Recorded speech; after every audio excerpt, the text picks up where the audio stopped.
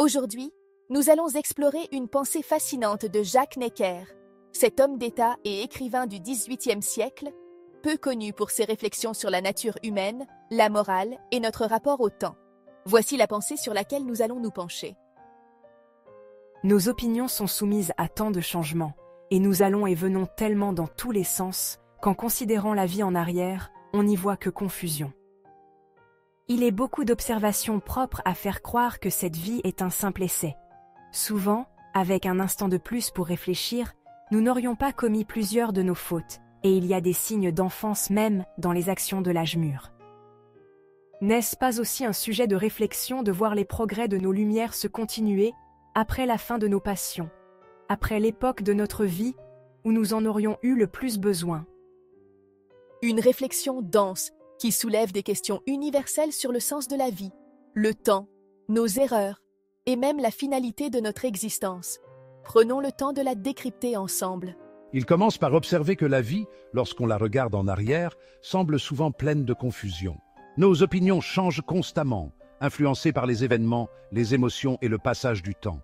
Ce qui nous semblait essentiel à 20 ans peut devenir insignifiant à 40 ans. Nos choix et nos actions nous semblent chaotiques, comme si nous avions avancé sans réel fil conducteur. Cette constatation, pour Jacques Necker, n'est pas un jugement sévère, mais une vérité humaine. Nous avançons dans la vie sans avoir de mode d'emploi, souvent guidés par des passions ou des impulsions. Victor Hugo, dans Les Misérables, montre cette confusion à travers Jean Valjean, qui erre entre ses passions, ses erreurs et ses rédemptions. Sa vie semble d'abord un chaos total, mais c'est avec le recul, et après bien des épreuves, qu'il trouve un sens à son existence. Mais Jacques Necker va plus loin. Il suggère que cette vie pourrait être un simple essai, une sorte de brouillon imparfait. Pourquoi? Parce que, dit-il, avec un instant de réflexion supplémentaire, nous aurions évité de nombreuses erreurs. Combien de fois avons-nous regretté une décision prise dans la précipitation en nous disant « si seulement j'avais pris plus de temps pour réfléchir ». De plus, Jacques Necker remarque que nous portons des traces d'immaturité même à l'âge adulte. Nos passions, nos réactions impulsives, rappellent parfois celles d'un enfant, comme si nous n'avions jamais complètement quitté cet état d'apprentissage. Dans La confession d'un enfant du siècle d'Alfred de Musset, le narrateur pourtant adulte agit souvent comme un enfant guidé par ses passions. Ses erreurs, ses amours tumultueuses reflètent cette idée de Jacques Necker. Même à l'âge mûr, nous restons parfois prisonniers d'un comportement immature. Il semble ici poser une question presque métaphysique. Et si cette vie terrestre n'était qu'un prélude, un temps d'apprentissage pour quelque chose de plus grand? Cette idée, très présente dans la pensée chrétienne, suggère que nos erreurs et nos tâtonnements pourraient avoir une signification au-delà de ce que nous comprenons. Enfin, Jacques Necker termine sa réflexion avec une observation poignante. Les progrès de nos lumières, c'est-à-dire notre sagesse, continuent souvent après la fin de nos passions, à un moment où nous n'en avons plus vraiment besoin. En d'autres termes, c'est lorsque nous avons vécu et fait des erreurs que nous comprenons enfin comment nous aurions dû agir. Cela pose une question tragique. Pourquoi la sagesse arrive-t-elle si tard? Pourquoi ne pouvons-nous pas bénéficier de cette clarté d'esprit lorsque nous en avons le plus besoin, dans la fougue de la jeunesse ou au cœur de nos décisions cruciales? Dans Le Père Goriot de Balzac, Goriot, à la fin de sa vie, réalise que son amour démesuré pour ses filles l'a conduit à la ruine. Sa sagesse arrive trop tard, lorsqu'il n'a plus la force ni le temps de changer les choses.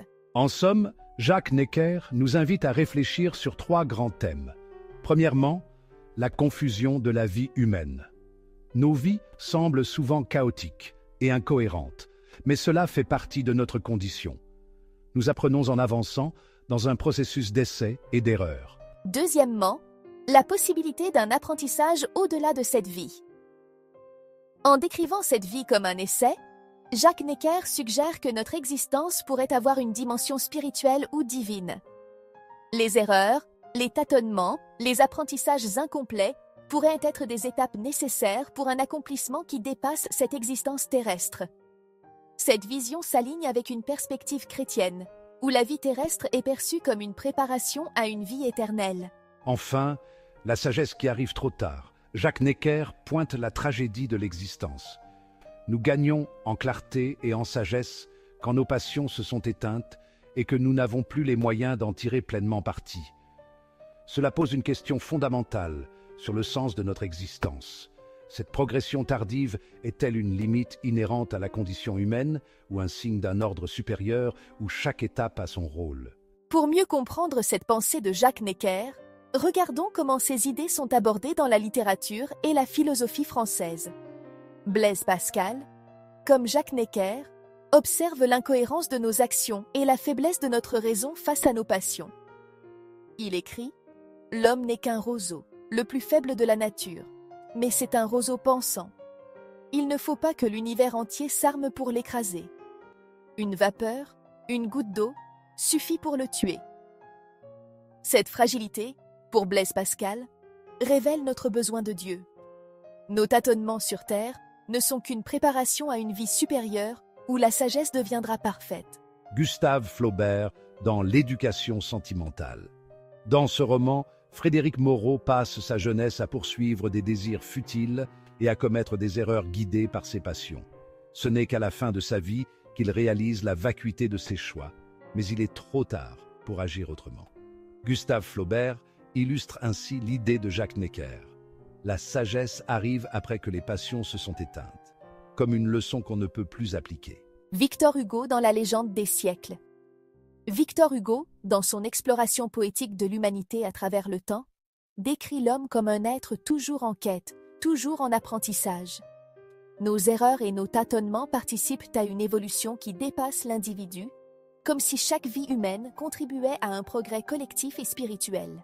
Jacques Necker, dans cette réflexion, ne se contente pas de constater l'incohérence de nos vies. Il nous invite à réfléchir sur le sens profond de nos erreurs, de nos tâtonnements et de la sagesse qui semble nous échapper au moment où nous en avons besoin davantage. Peut-être que cette confusion apparente, ces signes d'enfance dans nos actions, ne sont pas une faiblesse mais un processus naturel d'apprentissage. Peut-être que nos fautes, si elles sont accompagnées de réflexion, deviennent des étapes nécessaires pour grandir en sagesse et se préparer à quelque chose de plus grand, au-delà de cette vie. Il nous rappelle que la vie n'est pas un chemin clair et ordonné.